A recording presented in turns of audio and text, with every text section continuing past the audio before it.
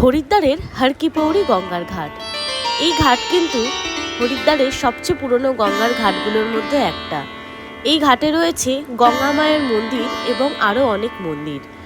যদি তোমরা আসো এই ঘাটে স্নান করতে, তাহলে কিন্তু এখানে স্নান করে জামা কাপড় ছাড়ারও বেশ সুন্দর সুব্যবস্থা আছে।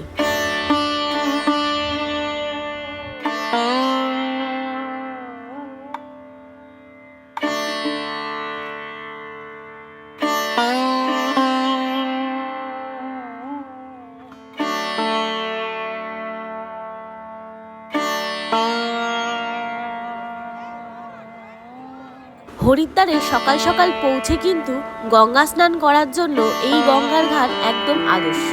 এই গঙ্গার ঘাটে গঙ্গার জলের স্রোত কিন্তু অনেকটাই কম থাকে। গঙ্গা স্নান সেরে বিভিন্ন মন্দিরে পুজো দিয়ে তারপরে বাকি হরিদ্বারটাও ঘুরে কিন্তু দেখে নিতে পারো।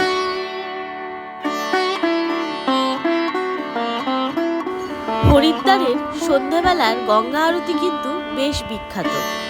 এই হর কি পৌড়ি গঙ্গার ঘাটেই সন্ধ্যে 6টা থেকে কিন্তু সন্ধ্যা আরতি হয়। এই সন্ধ্যা আরতি দেখতে গেলে তোমাদের কিন্তু একটু আগে আসতে হবে, না হলে কিন্তু সমস্ত বসার জায়গা ভর্তি হয়ে যায়। হরিদ্বারে কিন্তু রয়েছে এরকমই অসংখ্য গঙ্গার ঘাট, আর রয়েছে আরো অনেক মন্দির।